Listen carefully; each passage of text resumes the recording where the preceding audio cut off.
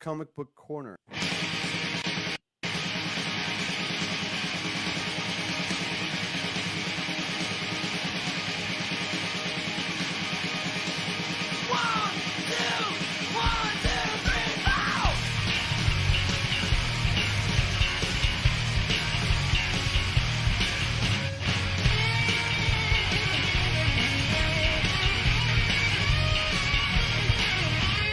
Hey everybody, and welcome to Comic Book Corner.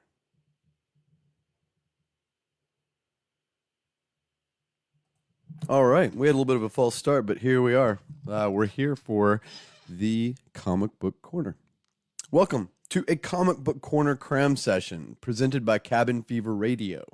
I am Bobby Smith, and on Comic Book Corner, I navigate the world of comic books and present extended runs from some of the best titles, past and present, that deserve your attention. Today, we're going to have a cram session looking at Black Hammer from Dark Horse Comics, so thanks for joining me. Let's see. About me, I've been reading comics for nearly all my life. Sometimes I even joke that Spider-Man taught me how to read at the age of 4. Currently, I live in Los Angeles, California. I make movies, TV shows, short videos. I write, direct, and sometimes I even act. I'm currently working on my own comic book series for my female-led revenge western film that we just shot called Vengeance Turns. And I'm working on a few ideas for a few more comic book series as well. Comic Book Corner was born, though, from my love of comics, my lifelong love of comics, and my obsession with ranting about the stuff that I love, especially since we got stuck inside starting last March. Been a whole year now with the Trump virus and pandemic. I know so many of my own friends and family ask me about comics all the time, and they're always kind of curious, but aren't really sure where to kind of stick their toes in the water. And I'm betting that all of my friends, all of my viewers out there have people like this in their life too, so I'm just going to tell you right now, send them my way. Let me help you get them hooked on comics. Send them to the corner. As stated up top, this is what's called a cram session, and it's kind of a new format where we just kind of do a quite a bit briefer review. It doesn't mean that we won't do a longer review on this same series, Black Hammer, but if the series is something you're interested in, especially after hearing the review, and you want to see a longer review, write and let me know. And of course, it's always open to all my viewers out there to just stay in touch with me. This is what I like doing. I like chatting about comics. So if you're interested, please feel free to reach out and chat with me and comment on the show. Tell me about what interests you, and maybe I'll try to get something else on the list for another cram session, or I'll try to get something else added to the list for cram sessions, or make this into a full-blown review. You can follow Comic Book Corner and Cabin Fever Radio on Facebook, Instagram, and Twitter. Just look for @Cabin Fever Radio. And on Facebook for Comic Book Corner, it's @RCS, my initials, Comic Book Corner. So @RCS, Comic Book Corner. And you can always go to the In Progress website, comicbookcorner.com as well. All right, let's cram Black Hammer style. The first 6 issues of the series Black Hammer are available in a trade paperback that carry the name of that arc, which is called Secret Origins. So let's talk about the Secret Origins trade paperback, which is what I read. Black Hammer started with Dark Horse Comics back in 2016. And like I said, so far I've only read the first of the trade paperbacks, but I'm really looking forward to reading the next, which kind of ties up even more of this story. And then there's another 12-issue arc that follows that. And they also just wrapped up another arc that featured guest writers, including folks like Patton Oswalt. So I'm looking forward to reading that too. And I'll be sure to come back and do a comprehensive review on the entire thing at some point. The book, Black Hammer, was created by Jeff Lemire, who chose artist Dean Ormston to bring the book to life, although several other artists have worked on the series over time. Jeff Lemire, man, Vertigo is to thank for so many great books, great stories, and for introducing the comics world to so many great talents. The book Sweet Tooth, which was both written and drawn by Jeff Lemire, is one of the best, most unique things Vertigo has ever published, and that's really saying a lot. But I was immediately attracted to the art and the story, becoming a fan pretty much instantly of Jeff Lemire, right from issue 1 of Sweet Tooth. Lemire went on though to helm a lot of DC books during, like, for instance, like during the New 52 when all that was happening, and he was the one they put in charge of Animal Man, and that was the first book of the New 52 stuff that I bought and started collecting during all that. But he's also done some really good stuff on books like Bloodshot and some others over like with Valiant as well. Black Hammer is the first thing I've read of his from Dark Horse, and it did not disappoint me on any level. You'll get to see for yourself why here in just a second. First, though, let me introduce you to the rest of the creative team. Dean Ormston and Dave Stewart. Dean Ormston is the illustrator, and I think I got my first exposure to Dean Ormston on the book The Eaters, which was one of many great books from those early years of Vertigo. More Vertigo, see, that always comes up. It was written by Peter Milligan, who also wrote one of my favorite all-time series, Shade the Changing Man, which was a DC and then a Vertigo series as well. But Ormston did a lot of other very cool work for DC and Vertigo as well, such as books like Sandman. And he worked with Stephen T. Siegel on a book called House of Secrets that I was a big, big fan of. Just so much great work from this guy and such a beautifully, just wonderfully distinct style. Dave Stewart, the color artist here, this is a name I know I've seen in a lot of great books, but I had to actually look back and do a quick search to see exactly where was it that I may have first seen him. And I think it may have been on the book Shaolin Monk, that series from way back in the early 2000s from Jeff Darrow. And he was also the color artist on all of the Walking Dead covers from like issue 115 on through to the end of that series. So let's dig in real quick and let's take a look at what Ormston and Stewart have brought to life for Jeff Lemire. And we'll start with the covers. The regular covers for the book, for the series Black Hammer, were all also done by Ormston and Stewart, but there were some variants available. Most notably for me, though, were the alternate covers available each month that were done by Jeff Lemire, and I'll show you just a couple of those as well. But first, let's just take a look at the regular series covers. All right, so this is the series for number 1, and you get to see basically all of the characters to which you will be introduced and to whose secret origins you will hear about through that first 6 issues of this trade paperback called, because it is called Secret Origins. There is issue number 1, and I really like that a lot, by Dean Ormston. Here is the cover for issue number 2. This is really cool too because we'll talk about the characters in a minute, but you get to kind of see kind of like that throwback to the Golden Age kind of look here with that kind of robotic monster on the cover with the laser eyes coming out and the hero standing there confidently with the cityscape in the background. So just beautiful, beautiful work there on Black Hammer number 2, the cover. And the covers, man, the covers have got to get you. You got to be able to see these covers, especially well, in the old days when they were a quarter, and today when they're $4 or $5, man, it's important for that cover to speak to you. Here is the cover for number 3, and we start getting into the story, I think, on this one of Barbalian, of Mark Marks, and just really, really beautiful stuff there by Ormston on the cover for number 3. Definitely grabs you. Here's the cover for number 4. We have kind of a Cthulhu-looking thing there, and you end up seeing in the book Cthulhu, which is a little bit of the humor that they bring into the book. But again, very, very modern, yet you can definitely see the nod to the Golden Age there as well. So it's, I like it a lot. Here we have the cover for number 5 by Ormston. Very cool. Get to see like a body broken down, and there's something really cool about that actually in the series. All these covers, none of the covers are misleading. They all give you kind of a nice hint about what that particular story is about inside and whose origin and what happens. And here's number 6. And if you're looking there and you're thinking maybe kind of a nod to Swamp Thing, you're not missing it at all. It's very much a nod to the old horror DC horror comics right here on that one, and very much specifically Swamp Thing. Cool. So all of those covers were done by Dean Ormston, and in the trade paperback, you get to see each one of those as like a kind of a naked print with none of the trade dressing or anything on there. I told you that there were covers, alternate covers done each month by Jeff Lemire.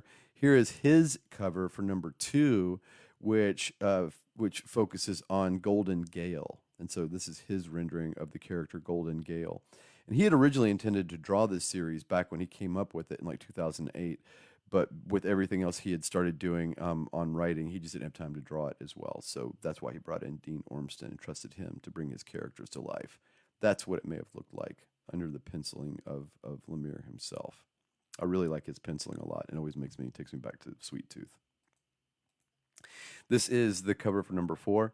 And again, I mentioned the character Cthulhu. This is the kind of humor that you see from the art and from the writing and stuff all the way through there, and the kind of the nostalgic playing with words and playing with concepts.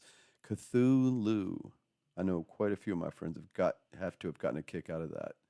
Beautiful art though from Lemire on that alternate cover. Very much a throwback style-wise to the Golden Age, and the way the cover's laid out, the art style and everything on it, and even the little banner at the bottom. Really cool stuff. All right, let's keep it moving. All right, so Black Hammer hit me right in one of my sweet spots. Since I'm over 50 and I've been reading comics my entire life, I really enjoy seeing stories like that represent some of those old school sensibilities of, say, the Golden and the Silver Age comics, but bring it all to life through a distinctly modern lens. Supreme famously did a great job of this under Alan Moore, and several other books by James Robinson. He's best known for able to kind of synthesize the best of all the preceding eras into very well-told modern tales. Thank God that I'm not alone in this demographic, because like I said, that's exactly where this series hit me, is in that nostalgia meets modern flair. Everything kicks off in the series by establishing a mystery. It's all rooted in a mystery that is the key plot element, as a group of heroes are revealed to have been somehow. I missed. Go back there. A group of heroes somehow have been stranded, not just in an alternate dimension, but basically kind of held prisoner within the confines of one specific small town in a world like theirs, but absolutely not their own. So all of the heroes in Black Hammer are analogs and mashups of distinctive superheroes from the comic book history. And since the arc and the trade paperback are called Secret Origins, the series is really very well structured, as I showed you those covers just a while ago. So each book advances the plot concerning that deeper mystery of exactly where they are, how they got there, and if they're ever going to make it back to their own world. But by focusing each of those books onto the history and the origins of the members in this group, readers are really brought closer to each character personally. And that interpersonal drama is really where the story ended up really thriving for me.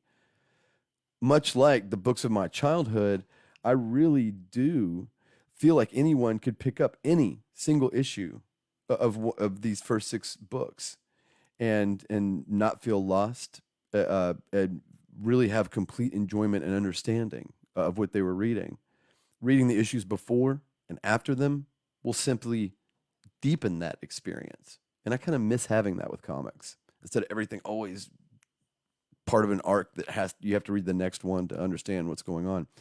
As you're introduced to characters in the series like Abraham Slam, Golden Gale, Mark Marks, also known as Barbalian, the warlord from Mars, Colonel Weird, Madame Dragonfly, and their robot companion Talkie Walkie, you will be directly and indirectly reminded of heroes and origin stories that you have read and seen many times before. But again, through the genius handling of Lemire, Ormston, and Stewart, everything seems fresh, and the story never fails in its urgency. Let's dig into the book and take a look at it so you can see what I'm talking about. Just a few pages of the art. All right. So the first page I want to show you is actually a 9-panel grid. Oops, I'm sorry. I lied to you. There it is. 9-panel grid. And this is distinctly, comic books to see 9 panel grids like this, but they're also very, very difficult because you're working with trying to tell so much story in such a 9 compact areas of space. So what I want to do is, without getting into the word balloons at all, let's just kind of walk through and look at how well told the story is here, just through the art here, through what Lemire gave to Ormston and what Ormston ended up rendering, and how exactly genius this stuff is. So first panel, we have a bucket with something in it. Then we see that that's being dumped out, and we can see, even though it's mostly silhouette, that it's hogs eating from the bucket. Walking away from that, we see a water tower in the background. We start to get the idea that we're on a farm. We get that even further from a nice aerial establishing shot here in this panel of walking into a barn, further solidifying the idea that we've just seen in the previous, especially 2 panels, but 3 panels, that we are on a farm. In the next panel, very subtly, we see the word, the little moo up in the corner. As the farmer keeps moving through, we see the bucket sit down, and we see him grabbing onto the teats of the cow and start working it. We see a very nice rendering of a cow turning its head as the guy works underneath it. And then we see a guy reaching and grabbing a pitchfork and starting to work there. So the reason I wanted to go through all that is because you've got this very obvious story that's going on right there that you can tell without any word balloons. You can tell that story of what's going on and what he's doing, and that's critical because what he's telling you in the word balloons, and man, it better not be, and it's not. It's not saying, "Oh, I'm feeding the hogs. Now I'm going to milk this cow, and now I'm going to, bale some hay or whatever." He's telling you this is Abraham Slam, and he's actually telling you a lot about the story as he goes on about his jobs. But in doing those jobs, he's really even telling you even more about the story itself. So this is genius storytelling from Lemire, Ormston, and Stewart. Just had to show you. And those 9 panel pages are not easy to carry off, and especially to do something that powerful and effective. Here we kind of go the other direction. Instead of having a 9 panel page, we have kind of a 2 panel page. It's kind of a splash at the top where we see a robot cooking breakfast. So there's some humor there. There's some golden age there. We see a head phasing up through the countertop. We see an alien sitting back at the table with his feet on the table, like reading, and someone walking in the door. And then for the inset at the bottom, we see the reaction of the person back at the door. And so again, I just think this is genius because in the top panel, we have this depth that's established through the character placement. And I do this like when I work on movies and stuff. And then down here at the bottom, we have the reaction shot of the person at the back of the top depth of field. So to me, again, this is like breathtaking in its artistry from Ormston. He gets this great story from Lemire, and then he renders it like this. And I'm in love with it. All right. I could sit there all day and talk about that, you guys, but I'm going to move on. Here is the last page I'll show you. And what we see here is, again, what I really like is we see through kind of a repetition as we go down, we get used to it makes us kind of zero in on the flow through the repetition of the panel size and the composition there. But the art and the color that's used to render the figures, whether it's on the left side with the woman Gail herself, or on the right the action and what she's involved with, either way, we're very easily feeling that flow through time, and we're very easily understanding the story and drawn into the story in a way that many artists just really don't have the ability to. The Jeff Lemire, Dean Ormston, and Dave Stewart are able to pull the reader through here exactly as they intended. It's almost like magic. So, is Black Hammer, is this the book for you? Man, do you like superhero stories? Do you like superheroes? You're reading comics, for God's sakes. Do you have any degree of like yearning or desire, nostalgia for books like the Golden Age and the Silver Age, but kind of like zero desire to sacrifice modern ethos, modern settings, and modern sensibilities? Do you like powerful stories of relationships? You will be surprised to see the strength of the stories being told just at the level of the personal relationships as you move through Secret Origins. But man, it's going to have a great appeal for you or for anyone you know who likes stories like this. You know, if you or someone love stories like this, it's if you trust the quality, the caliber, the creative chops of Vertigo type writers and artists, but want well written superhero stories, boom. Black Hammer is for you, or something that you should share with someone. Do you like mysteries? The whole thing in this trade paperback in Secret Origins is one big mystery, and then there are others that are introduced along the way. If you're reading this series at the same time as a friend, it's definitely a lot of fun between issues to try guessing what you think is going to happen and what they think is going to happen in the next issue and what will happen in that big reveal when the main mystery is finally, revealed. There's so much drama. If you have friends that like reading heavy drama and stuff, betrayal, rejection, love, loathing, paternal love, romantic love, there is some powerful stuff and some great surprises here, too. If you want to know that superheroes go through shit just like you in their personal lives, but worse because of the superhero powers and shit, then get reading Black Hammer now or give it to someone that you think might like it. Nostalgia. That's where I'm going to leave off. If you have just a hunger for stuff like the Golden Age, like I was saying a moment ago, but that Golden Age look and feel, but you want them to also, ironically, because you want everything, you want it to look and feel ultra modern, then Black Hammer is definitely for you. That's it. That was our Comic Book Corner cram session on Black Hammer. Thank you for joining me. Thank you for being here. Please share this with folks if you think that Black Hammer is something that they might want to read. Don't waste your time. Make them watch the video. And there's a link on the page as well for the series. I hope people will check out Black Hammer by Jeff Lemire, Dean Ormston, and Dave Stewart. Don't miss it. Also, don't miss any of the regular Comic Book Corner reviews and recommendations. Please comment, like, and share. Share this stuff. Like the page, especially these reviews. Share them with folks that you want to get hooked on comics. I'll see you guys on the corner. Stay strong, stay healthy, and spread love. And share your comics. Yeah, it's a good idea. Share love, you guys. I'll see you on the corner.